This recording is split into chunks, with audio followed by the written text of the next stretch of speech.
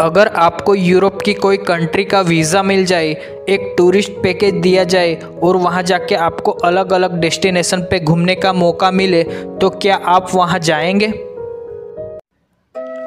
उसमें भी आपको इंग्लिश लैंग्वेज बिल्कुल ना आती हो, मतलब कि आप इंग्लिश लैंग्वेज के बारे में ज़रा सा भी जानते ना हो, मतलब कि आपको थोड़ी सी भी इंग्लिश लैंग्वेज के बारे में समझ ना हो। आप वहाँ यूरोप जाके सिर्फ हिंदी या अपनी नेटिव लैंग्वेज ही बोल सकते हो। तो क्या आप यूरोप जाके सर्वाइव कर पाएंगे, सफलतापूर्वक घूम पाएंगे? कुछ दिन पहले मैं जर्मनी से इंडिया घूमने आए एक कपल से मिला था। उनके साथ मैंने वार्तालाप की। वो बता रहे थे कि हम इंडिया आने से पहले थोड़ी बहुत इंडिया के बारे में रिसर्च की और तैयारी की। बाद में हम सीधा जर्मनी से फ्लाइट लेकर दिल्ली आए। दिल्ली से घूमते घूमते हम पश्चिम इंडिया की ओर आए थे। माउंट आबू घूमने गए थे। माउंट आबू घूमने के बाद हम जूनागढ़ गए थे। जूनागढ़ घूमने के बाद हम इवनिंग में सापुतारा आए थे। जब इवनिंग में सापुतारा घूमने आए थे तब बारिश थी। थोड़ा बहुत हमने वॉकिंग किया, लेक के नज़दीक घूमने गए।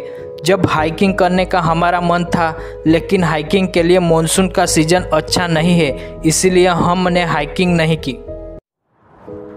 उस जर्मन सिटीजन का नाम था जिलोबेर ओन्ना। वो बोल रहे थे हमें गीरा वाटरफॉल देखने वघई भी जाना है।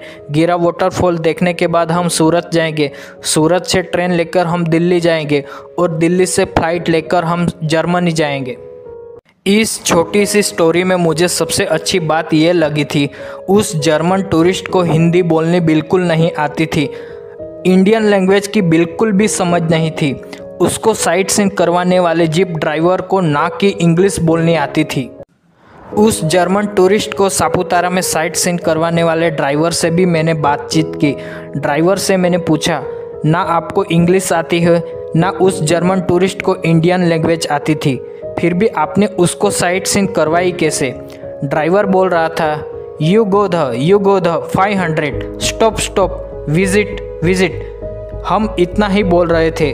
वो जर्मन टूरिस्ट फेस एक्सप्रेशन को देख के और हाथ की एक्टिंग को देख के सब कुछ समझ जाता था और मैसेज का करेक्ट रिप्लाई भी करता था।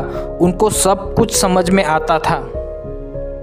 वो जर्मन टूरिस्ट इंडिया में सफलतापूर्वक और आत्मविश्वास के साथ इसीलिए घूम पाए थे, उसके पास एक्स्ट्रा ऑर्डिनरी बिना बोले और हाथ की एक्टिंग और फेस के एक्सप्रेशन को समझने की कला थी।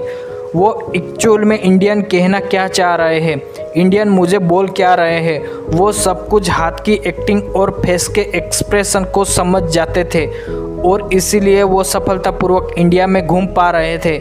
आपको अगर ये वीडियो पसंद आया होगा तो कमेंट कीजिए, लाइक कीजिए और शेयर कीजिए।